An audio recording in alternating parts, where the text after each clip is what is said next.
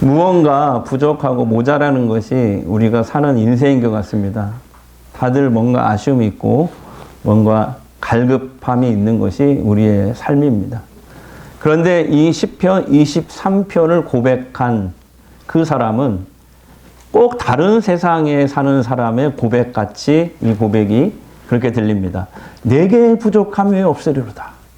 내게 부족함이 없으리로다. 이 시를 고백하고 쓴 주인공은 여러분 잘 아시는 다윗 왕입니다. 이스라엘의 두 번째 왕이었죠.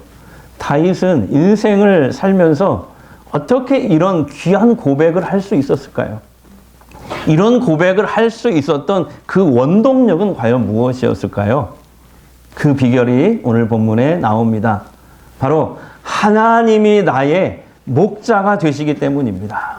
자, 1절을 보겠습니다. 다 함께 시작. 여호와는 나의 목자시니 내게 부족함이 없으리로다. 다윗은요 결코 평탄치 않은 삶을 살았습니다.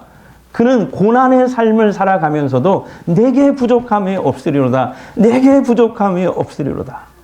이 놀라운 고백을 할 수 있었던 그 원동력은 잘 보세요. 내게 부족함이 없으리로다. 그 앞에 뭐예요? 여호와는 나의 목자시니. 여기에 그 비결이 있었습니다. 하나님은 나의 목자가 되십니다. 이 고백이요. 목자라는 이 명칭은 사실 참 무거운 명칭입니다. 이 목자라는 명칭 속에는 여러 가지 함축된 의미가 담겨져 있는데요. 먼저는 공급자입니다. 공급자. 한번 해볼까요? 하나님은 나의 목자가 되십니다. 하나님은 나의 목자가 되십니다. 여러분, 이 말 속에는 나의 필요를 아시고 공급해 주시는 하나님이라는 그 의미가 담겨져 있어요. 자, 2절을 보겠습니다. 시작. 그가 나를 푸른 풀밭에 누이시며 쉴 만한 물가로 인도하시는도다. 여러분, 우리가 목자 되신 이 하나님을 따르면 하나님은 우리에게 필요를 공급하십니다. 목사님, 그런데요, 지금 내 현실은 부족한 게 많은데요? 그래요. 설령 내 현실은 조금 다른 상황이라 할지라도 하나님은 나의 목자가 되십니다. 그래서 내 삶에 꼭 필요한 것들을 아시고 채워주실 줄 믿습니다. 하나님은 나의 목자가 되십니다. 그래서 내 삶에 꼭 필요한 것들을 아시고 채워주실 줄 믿습니다. 이렇게 여러분 믿음으로 먼저 고백하시기 바랍니다. 보통요, 내 현실과 믿음은 차이가 날 때가 있어요. 그러나 여러분 성경에 보면은 믿음의 고백이 한 걸음 앞서 나가게 될 때 그 믿음과 고백이 현실이 됩니다. 그 믿음과 고백이 현실을 끌고 가요. 부족하고 결핍된 우리의 삶을 푸른 초장 쉴만한 물가로 끌고 갑니다. 그래서 여러분 우리가 믿음으로 먼저 고백할 때 그 현실이 그 고백을 따라오게 됩니다. 하나님은 나의 목자가 되십니다. 우리가 목자 되신 하나님을 따르면 하나님은 우리에게 필요를 공급하십니다. 이 목자라는 이 귀한 이름 속에는 또한 인도자라는 의미도 들어 있습니다. 하나님은 내 삶을 인도해 주시고 우리의 걸음걸음을 인도해 주시는 목자 되십니다. 오늘 본문에 인도라는 단어가 2절과 3절에 2번 강조되어 있어요. 특히 3절을 한번 볼까요? 시작. 내 영혼을 소생시키시고 자기 이름을 위하여 의의 길로 인도하십니다. 여기 잘 보시면 자기 이름을 위하여 우리를 인도하십니다. 여기서 자기 이름을 위하여라는 말을 연구해 보니까 이런 뜻이에요. 하나님께서 하나님 자신의 이름을 걸고 하나님의 위신을 걸고 우리를 인도하신대요. 이런 뜻이에요. 설령 하나님께서 우리가 이해하기 힘든 길로 우리를 이끄실 때도 있습니다. 그러나 여러분, 하나님이 이끄시는 대로 따라가시기 바랍니다. 왜 그러냐면은 그분이 자신의 이름을 걸고 하나님의 위신을 걸고 우리를 가장 복되고 존귀한 길로 이끄시기 때문에 그래요. 성경은 우리를 자주 양에 비유합니다. 하나님과 우리의 관계를 목자와 양의 관계로 비유합니다. 오늘 시편 23편만 그런 것이 아니고요. 성경 여기저기에서 하나님과 그분을 믿고 따르는 우리들을 목자와 양의 관계로 비유합니다. 성경이 우리를 양으로 비유하는 이유가 뭘까요? 저와 여러분들이 양처럼 순하고 착하기 때문에요? 이렇게 끄덕이시는 분이 있었어요. 예, 맞아요. 그러기도 하지만은 성경이 우리를 양으로 비유한 것은 우리가 약한 존재이기 때문에 그렇습니다. 양은 시력이 굉장히 나쁜 동물이라고 그래요. 멀리 바라보지 못해요. 그냥 늘 한 치 앞만 보고 갑니다. 양들이 이렇게 무리지어 다니다가 광야 같은 데서 키우잖아요. 보면 한 놈이 낭떠러지로 이렇게 떨어지면 그 뒤따라가는 놈은 앞에 가는 그 양만 보고 가다가 죽는 줄도 모르고 그냥 계속 뒤따라가는 양들도 떨어져서 죽는데요. 똑같이 낭떠러지. 그게 양이래요. 근데 우리 인생이 다 그렇지 않나요? 멀리 보지 못합니다. 그냥 한 치 앞만 보고 갑니다. 그래서 어디로 가야 될지 잘 몰라서 방황해요.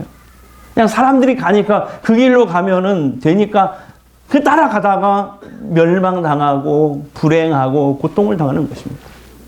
진정한 행복이 어디 있는지, 진정한 존귀함이 어디에 있는지 잘 몰라요. 돈이 어디에 있는지를 잘 아시는 분들은 꽤 있습니다. 그런데 진정한 부유함, 진정한 인생의 행복, 그 길을 아는 사람은 드문 것 같아요. 그래서 살다 보면 열심히 뭔가를 막 쫓아서 살았는데 후회가 밀려오기도 합니다. 아, 내가 인생을 잘못 살았구나. 내가 길을 잘못 들었구나. 그렇게 안타까운 마음을 품는 인생들도 들어 있습니다. 그래서 오늘 이 시편 23편이 우리에게 더욱 귀하고 소중합니다. 그래요. 우리 삶에는 돈도 필요합니다. 지식도 필요합니다. 그렇지만 무엇보다 나를 지키고 돌보아줄 참 목자, 인생의 참 목자가 필요해요.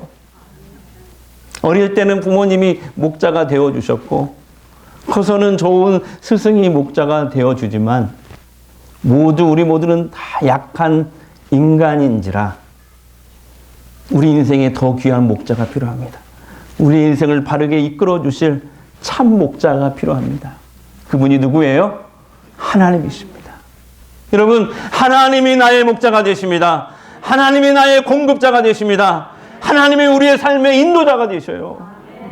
그 하나님을 나의 목자로 모셔드리기 바랍니다. 그분이 우리를 가장 복되고 존귀한 길로 이끌어 주실 줄 믿습니다.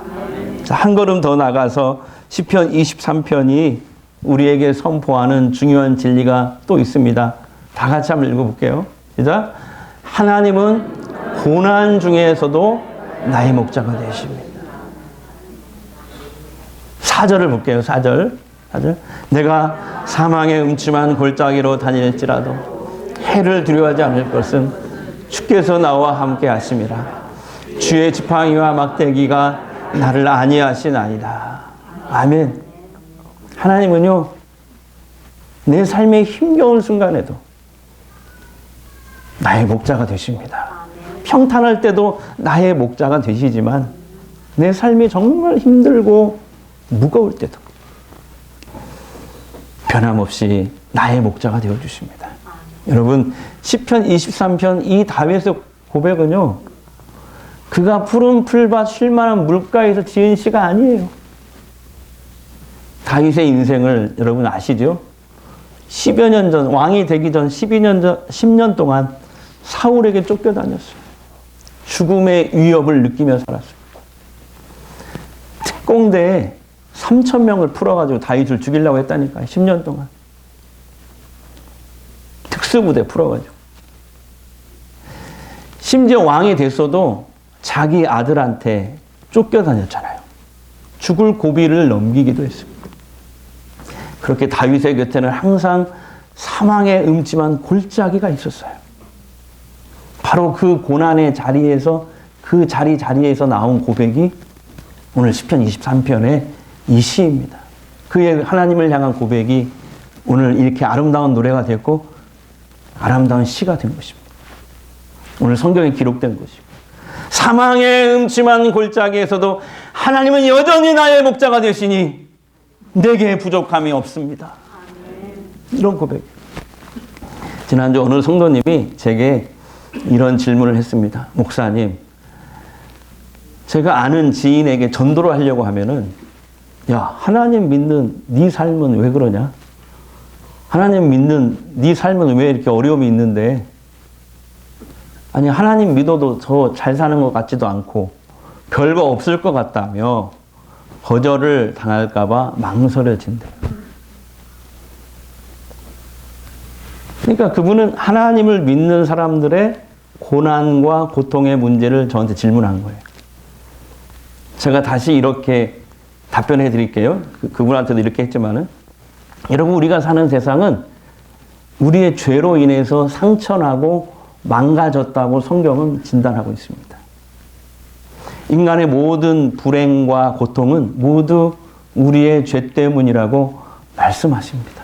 그런데 성경에서 말하는 죄라는 것이 뭐냐면은, 우리는 흔히 윤리와 도덕을 어기는 것만 죄라고 생각하잖아요. 근데 성경은 더 근본적인 죄, 원죄를 말하고 있어요.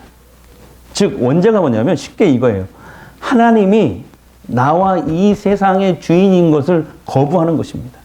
그리고 자기가 스스로 하나님이 되는 거예요.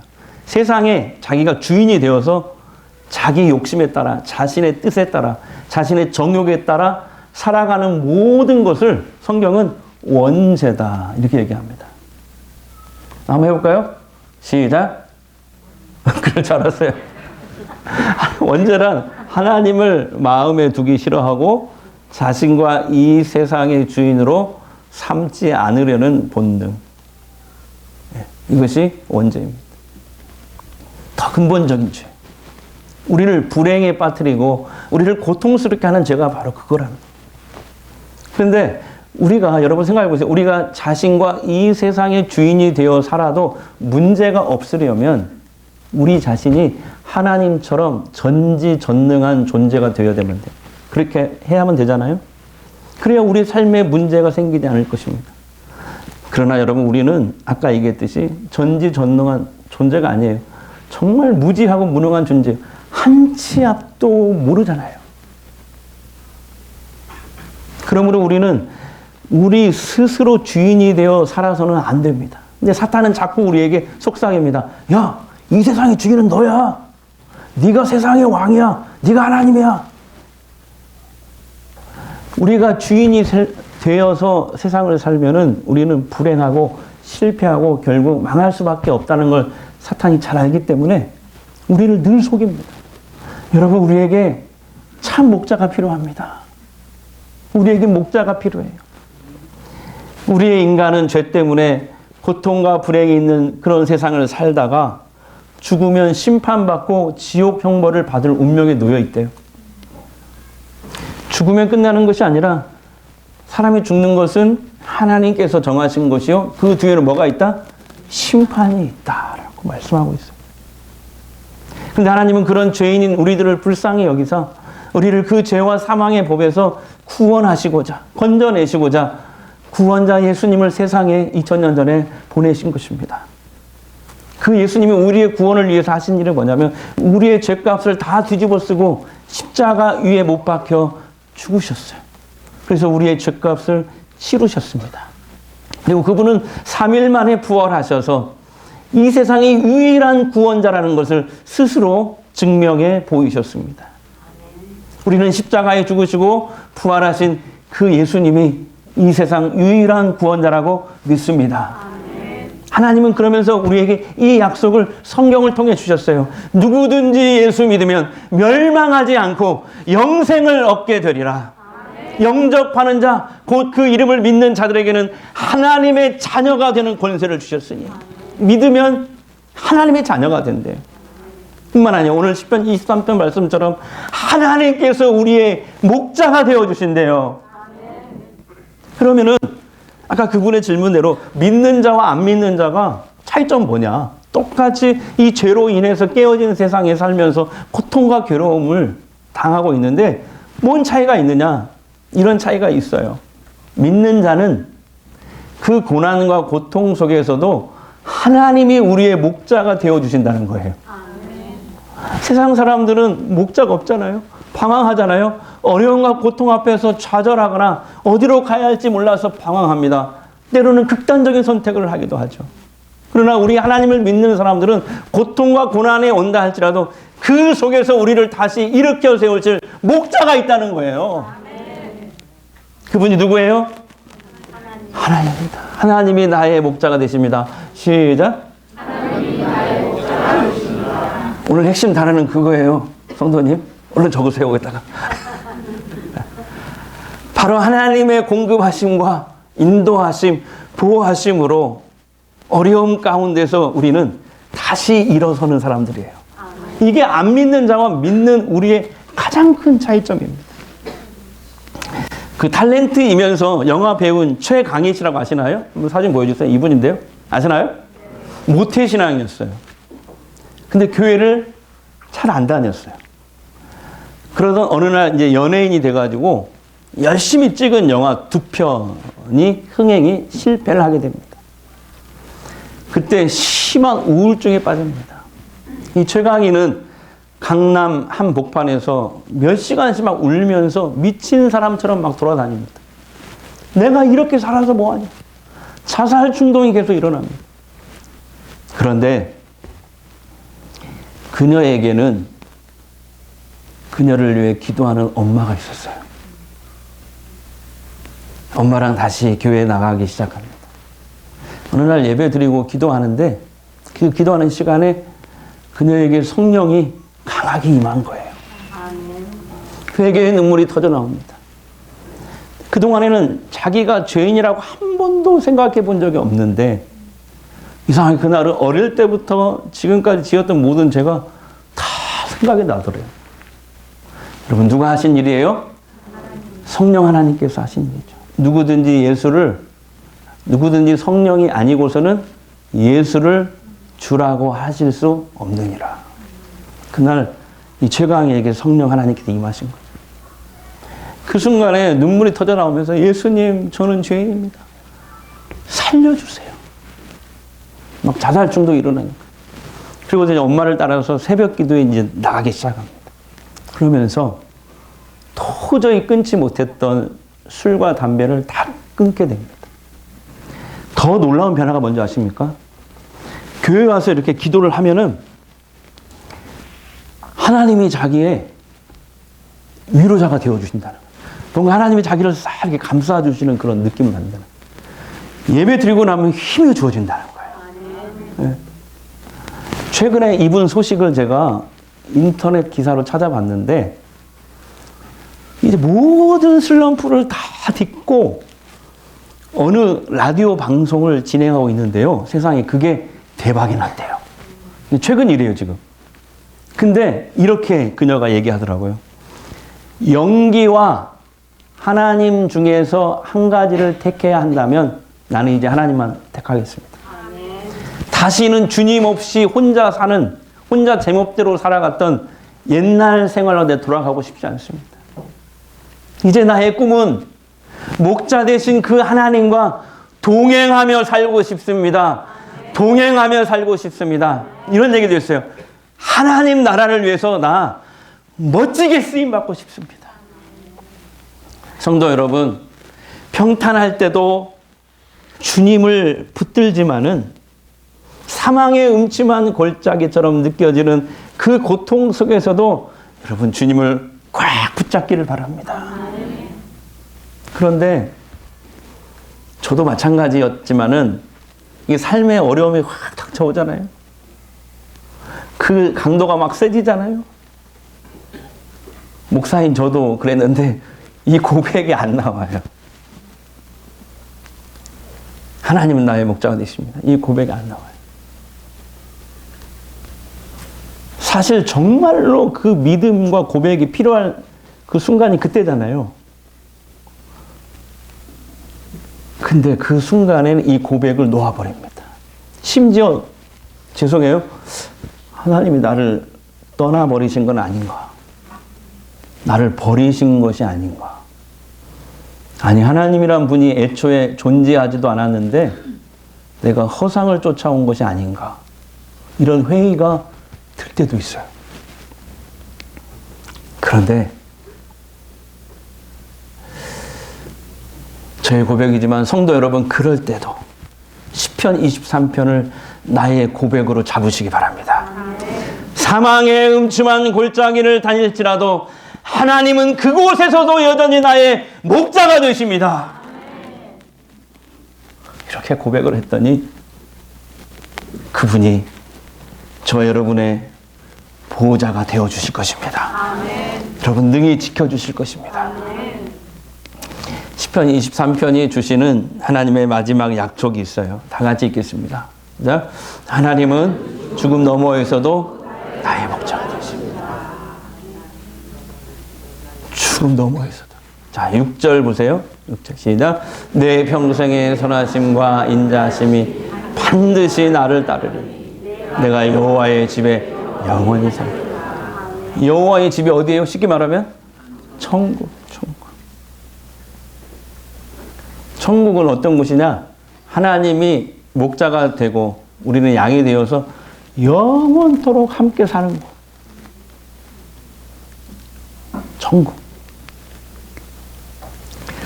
여러분, 하나님이 나의 목자가 되십니다. 하나님은 고통과 어려움 가운데에서도 나를 지키시는 목자이시며 심지어 죽음 너머에서도 영원토록 나의 목자가 되십니다.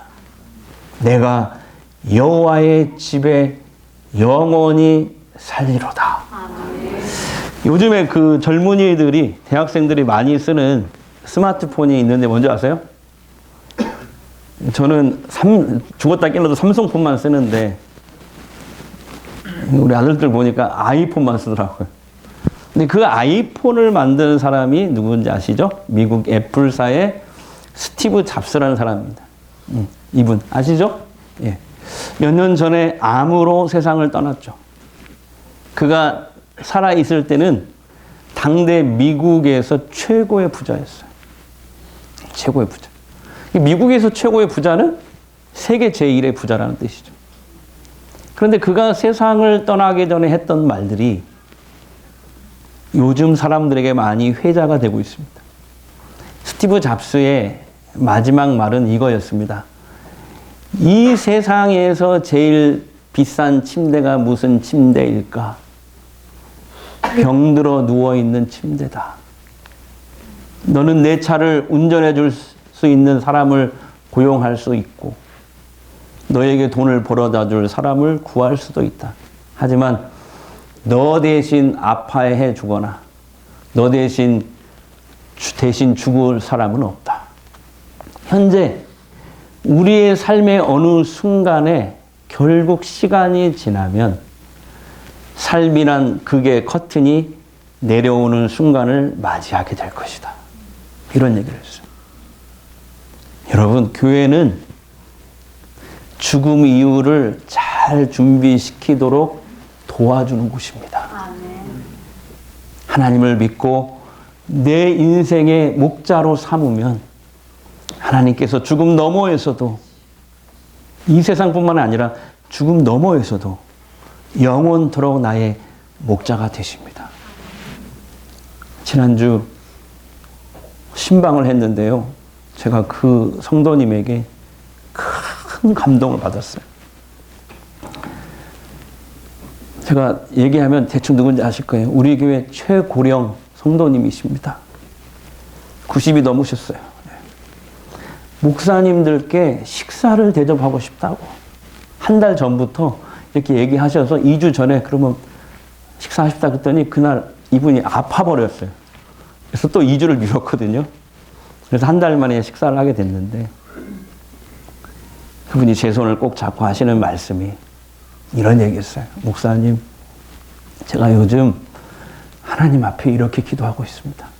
하나님, 이제 내 몸 상태를 보니까 하나님 앞에 갈 날이 얼마 안 남았어요. 하나님 앞에 갈 때까지 2명 꼭 전도하고 가게 해주세요. 제가 그 얘기를 듣고 함께 밥 먹다가 울 뻔했어요. 그러면서 그분이 마지막 말씀이 더 감동이었어요. 목사님, 그래서요 제가 요즘 어떤 남자 하나를 꼬시고 있어요.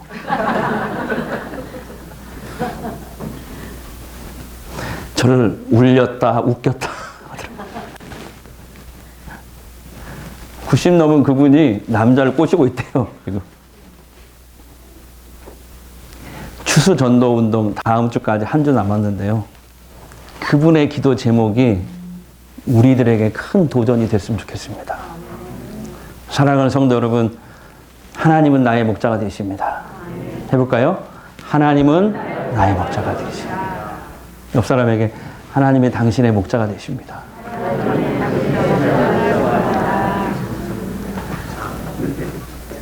고통과 어려움 중에서도 나를 지키시는 목자이시며 심지어 죽음 너머에서도 영원토록 나의 목자가 되십니다. 지난주 화요일 다니엘 기도회 때 화요일 강사가 한 말이 제 기억에 지금까지 남아요. 이런 얘기였어요. 우리 모두는 다 죄악과 약점으로 깨진 몸과 마음을 가지고 있어요. 자, 그릇이 있습니다. 그릇이 있는데 여기 밑에가 깨져 있어요. 금이 가 있어요. 그럼 그 위에서 아무리 물을 부어도 채워지지 않습니다. 밑에가 깨져 있기 때문에.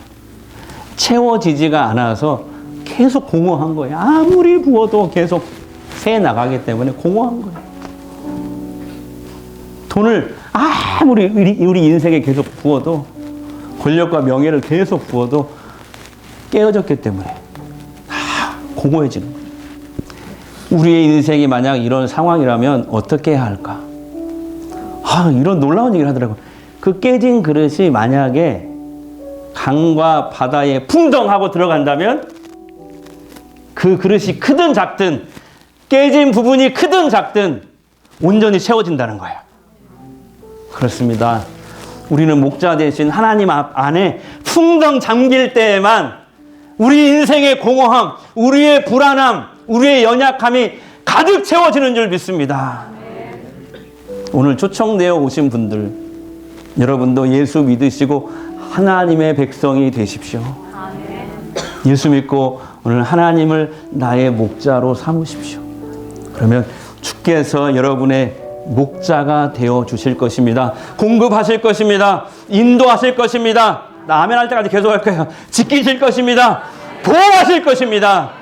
그런 하나님을 분명히 체험하게 될 거예요. 여러분, 예수 믿으십시오. 자, 옆 사람에게 예수 믿는 사람들은 예수 잘 믿으십시오. 또 처음 오신 분들은 예수 믿으세요. 자, 시작.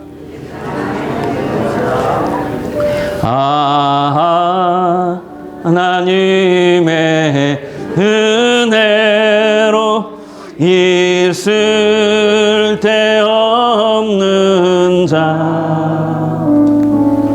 왜 구속하여 주는지 난 알 수 없도다. 내가 믿고 의지함은 내가 믿고